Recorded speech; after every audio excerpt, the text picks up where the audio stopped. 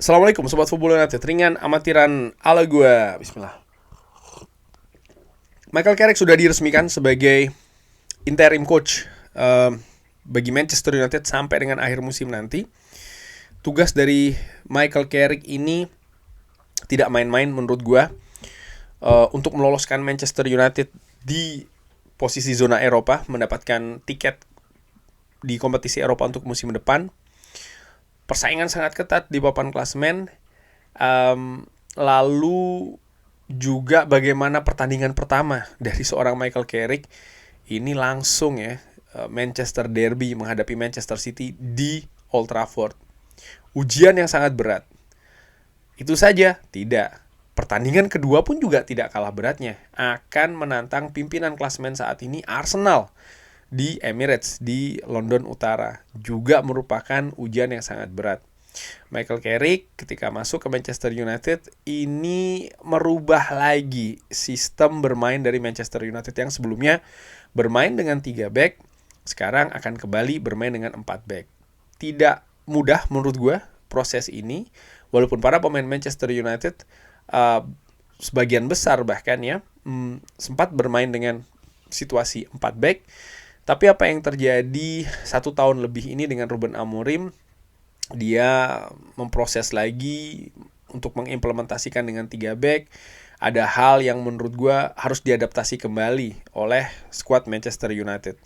Ditambah juga terutama pemain-pemain baru yang bergabung di musim panas kemarin nih. Pemain-pemain seperti Mbeumo, pemain-pemain seperti Cunha, mungkin juga Benjamin Sesko harus beradaptasi lagi dengan sistem yang baru di Manchester United. Nah, tidak mudah ya, dan mungkin cenderung juga berat dan menantang nih tugas dari Michael Carrick. Gua menilai setidaknya ada 5 poin, ada 5 hal yang harus dilakukan oleh Michael Carrick. Di samping untuk memperbaiki situasi sebelumnya dengan Ruben Amorim, juga untuk mungkin mempermudah Michael Carrick dalam usahanya untuk para pemain Manchester United mengimplementasikan taktik strategi yang baru yang dibawa oleh Michael Carrick ini. Nah, ada beberapa ide sebenarnya ya di benak gua nih tentang ada apa saja. Tentu saja ada banyak hal yang harus dilakukan oleh Michael Carrick. Mungkin harus memperbaiki lini belakang dari Manchester United, harus mungkin menaruh beberapa pemain ya, beberapa nama tidak lagi sebagai starter. Ada beberapa pemain yang mungkin harus disingkirkan, bisa jadi juga seperti itu. Bagaimana mungkin lini depan harus lebih tajam lagi.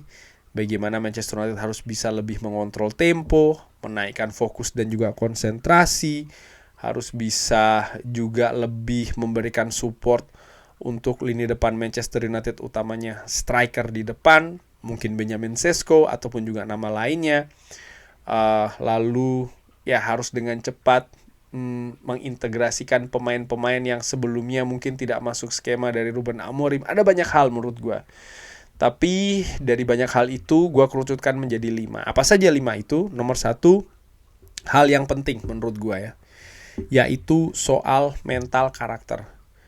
Darren Fletcher di konferensi pers terakhir sebagai head coach caretaker Manchester United ketika Manchester United kalah tersingkir menghadapi Brighton, mengatakan kalau dari yang gue tangkap ya, saat ini memang mental psikologis dari skuad Manchester United ini sedang rendah. Jadi tugas nomor 1 menurut gue, poin nomor 1 yang harus dilakukan oleh Michael Carrick adalah memperbaiki situasi mental dari skuad Manchester United. Dengan hal yang terjadi ini, di mana secara tiba-tiba Ruben Amorim selesai di tengah jalan, ini mengagetkan ya, tentu saja fans banyak yang terkejut pada saat itu. Media pun juga demikian, dan gue pikir para pemain pun juga seperti itu. Dan ini harus diperbaiki situasi mental. Ketika mental ini bisa bagus, bisa positif, bisa naik lagi karakter-karakter individu dan juga karakter-karakter secara skuad, baru Michael Carrick ini bisa masuk ke sisi teknis.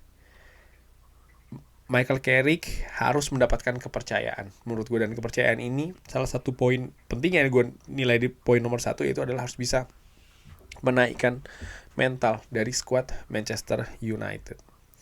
Lalu tadi setelah mental naik, karakter naik, masuk ke sisi teknis. Sisi teknis apa yang harus diperbaiki? Nomor 1 ya, dan maksud gue ini adalah menjadi poin nomor 2. Yang nomor 1 tadi soal masalah karakter, nomor 2 adalah masuk ke sisi teknis, yaitu lini belakang Manchester United harus bisa, menurut gue ya, dibikin lebih kuat.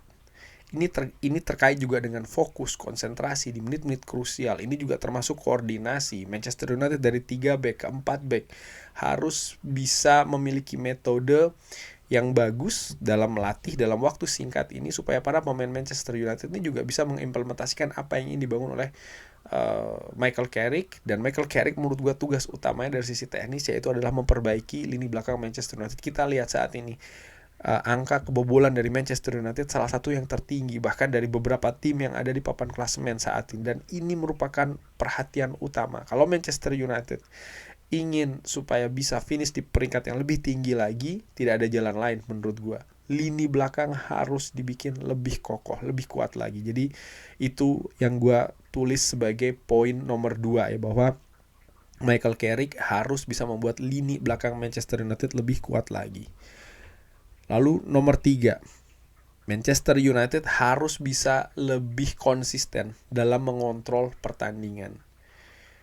Di periode Ruben Amorim, Manchester United sering sekali mengontrol jalannya pertandingan, tapi tidak secara konsisten. Ada beberapa periode di dalam sebuah pertandingan Manchester United lepas kontrolnya. Dan ketika lepas kontrol tersebut, sering juga tim lawan justru akhirnya membuat peluang-peluang yang berbahaya, berada dalam momentum-momentum yang mereka ciptakan, dan sering sekali justru akhirnya menyakitkan bagi Manchester United. Jadi gue harapkan Michael Carrick bisa lebih membuat skuad Manchester United ini lebih mengontrol pertandingan, lebih mendominasi secara konsisten dengan periode waktu pertandingan yang lebih lama. Lalu nomor 4, salah satu kelemahan dari Ruben Amorim juga menurut gue, yaitu bagaimana manajemen pergantian pemain, kurang lebih seperti itu ya. Karena sering sekali ketika melakukan pergantian pemain, justru kualitas permainan Manchester United turun. Ada banyak hal yang demikian. Ya, ini terkait juga dengan situasi kedalaman skuad, tapi ini yang harus diperbaiki oleh Michael Carrick menurut gue.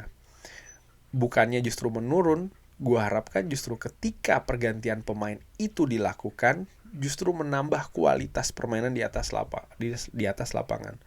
Baik itu pergantian yang menuntut untuk adanya perbaikan kualitas dari sisi penyerang ya, atau ketika mungkin Manchester United butuh untuk bertahan, ya bisa bertahan lebih solid lagi, lebih bagus lagi. Itu yang gue harapkan dari Michael Carrick. Dan poin terakhir yaitu tentang serangan. Di dalam beberapa pertandingan terakhir, terutama dalam 2 pertandingan terakhir bersama dengan Darren Fletcher, di mana Darren Fletcher juga sudah mengimplementasikan sistem 4-2-3-1, gua nilai usaha serangan dari Manchester United ini monoton. Sering sekali dengan volume yang cukup tinggi, serangan atau ketika bola ini masuk di sepertiga akhir pertahanan lawan, lalu bola ini mengarah ke samping dan crossing. Sering sekali. Gua harap Michael Carrick bisa memperbaiki hal ini, artinya menambah variasi serangan dari Manchester United.